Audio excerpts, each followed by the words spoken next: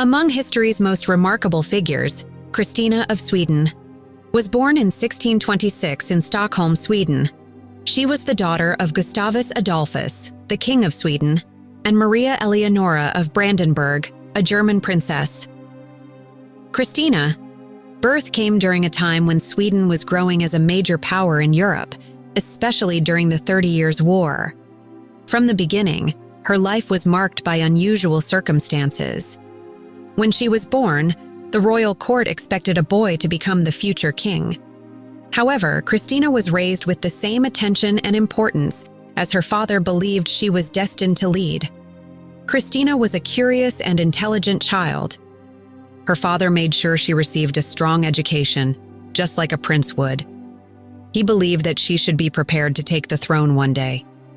This made her early upbringing very different from most girls of that time.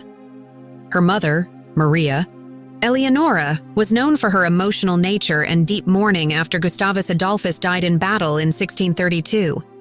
After his death, Christina officially became the heir to the throne at just 6 years old.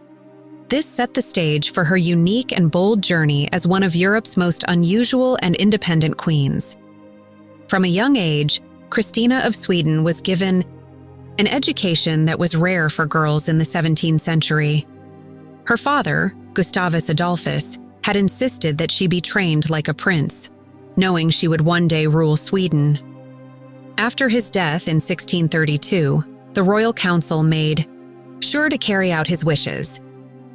Christina studied languages, history, philosophy, religion, and the classics. She became fluent in Latin, Greek, French, and German, and she also learned mathematics, politics, and theology. Christina had a brilliant memory and a deep love for learning. She enjoyed reading and spent many hours studying books from all over Europe. Her teachers were some of the best scholars in Sweden at the time.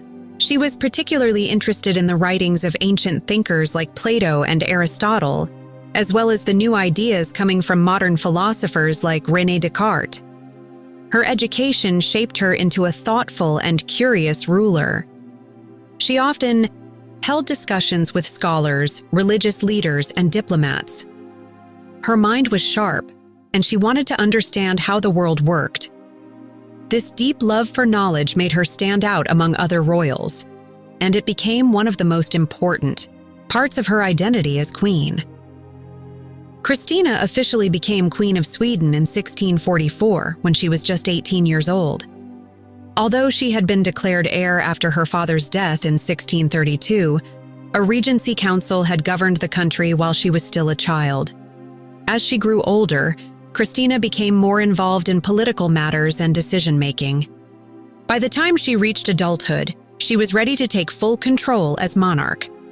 Her coronation took place with much celebration and ceremony, as she was the first woman in Sweden to rule in her own right after a long period of male leadership. Christina took her role seriously and approached her duties with great care. She attended council meetings, handled diplomatic issues, and kept Sweden active in European politics. She was determined to lead with intelligence and strength, following in her father's footsteps. Even though she was young, Christina earned respect for her sharp thinking and confidence. She showed that a woman could rule as effectively as any king. Her rise to power marked the beginning of a bold and unusual reign, one that would challenge many expectations of what a queen should be. As queen, Christina of Sweden quickly became known for her independence and strong political instincts. She ruled during a time when Sweden was still involved in the 30 Years' War, one of the most destructive conflicts in European history. Christina played a key role in bringing the war to an end. In 1648, she supported the Peace of Westphalia, a series of treaties that helped create a new balance of power in Europe. Her choice to push for peace showed her wisdom and desire to protect her country's future. Christina also strengthened Sweden's political ties with other nations. She wrote letters to many leaders across Europe and invited diplomats and scholars to her court. She believed that Sweden should be an important voice in European affairs. Her court became a center of discussion, ideas, and international diplomacy. However, Christina often clashed with her counsel and advisors. She disliked being told what to do and insisted on making her own decisions. She avoided marriage and refused to take a husband, which made some nobles unhappy. Her bold leadership style made her both admired and criticized. Christina was not afraid to lead in her own way, even when it went against tradition. Christina of Sweden loved art, music, books, and learning. She believed that a great ruler should support culture and education. During her reign, she turned the Swedish court into a center of culture and learning. She invited famous artists, musicians, and scholars to live and work in Stockholm. She collected thousands of books and pieces of art, and her court was filled with conversation and creativity. One of Christina's most famous connections was with the French philosopher René Descartes. She invited him to Sweden to teach her about philosophy. Sadly, Descartes died shortly after arriving, but their meeting showed how much she valued knowledge and learning. Christina also had strong religious beliefs. Although she was raised as a Lutheran, she became interested in Catholic teachings. This caused tension in Protestant Sweden. She began to question her faith and looked for deeper spiritual meaning. Over time, she felt more drawn to the Catholic Church. Her changing views on religion made many of her advisors uncomfortable and added to the pressure she faced as queen. Her support for culture and her religious questions showed how deeply she thought about life. Christina was not just a political leader, she was a thinker and a seeker of truth. In 1654, Christina of Sweden made a surprising decision. After ruling for 10 years, she chose to give up her throne. Many people were shocked because it was very rare for a monarch to step down by choice. Christina had grown tired of the responsibilities and pressures of ruling. She also wanted the freedom to explore her personal beliefs and live life on her own terms. One of the main reasons for her decision was religion. Christina had become more interested in the Catholic faith and felt that she could not fully live her beliefs as queen of a Protestant country. To follow her heart, she needed to leave Sweden. She arranged for her cousin, Charles Gustav, to take the throne after her abdication. Christina left Sweden in secret, wearing a disguise to avoid attention. She traveled across Europe, meeting many important leaders and thinkers. In 1655, she arrived in Rome, where she officially converted to Catholicism. The city welcomed her with great ceremony. Christina began a new life there, far from the Swedish court, but still connected to the world of ideas and politics. Her journey to Rome marked a turning point in her life, one of courage, freedom, and deep personal change. After settling in Rome, Christina of Sweden began a new chapter in her life.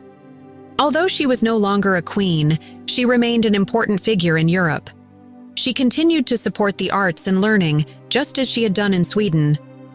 Her home in Rome became a place where artists, writers, scientists, and leaders came to meet and share ideas. She was respected for her intelligence and charm, and many admired her strong personality. Christina also stayed involved in politics. She wrote letters to kings and popes and gave advice on European affairs. She even tried to bring peace between countries at times. Though she had no official power, people still listened to her because of her experience and insight. She stayed, connected to her Swedish roots, but embraced her life in Rome fully. In her later years, Christina lived simply, but stayed active in cultural and religious life. She supported the Catholic Church and gave money to help those in need. Despite the challenges she faced, she kept her spirit strong. She never married and chose to live life on her own terms, as she always had. Christina of Sweden remains one of the most fascinating queens in European history. She challenged many expectations of what a monarch, especially a woman, was supposed to be. She was highly educated, deeply curious, and unafraid to follow her own path, even when it meant leaving behind power and tradition. Her decision to give up the throne, convert to Catholicism, and live in Rome shocked many. But it also inspired generations to think about personal freedom and integrity. Her legacy lives on through the thousands of books and artworks she collected, many of which are now part of famous libraries and museums. She is remembered not just as a ruler, but as a thinker, a patron of the arts, and a woman of bold convictions. Christina showed the world that true leadership comes from the courage to be oneself. After a life full of remarkable choices, challenges, and independence, Christina of Sweden passed away in the year 1689 on April 19th in the city of Rome, Italy. Her passing marked the end of an extraordinary era, but her legacy continues to inspire those who seek to live life boldly and on their own terms. What do you think about Christina's extraordinary life and bold choices? Do not forget to like, share, and subscribe for more powerful stories from history's most inspiring figures. Thank you very much for watching.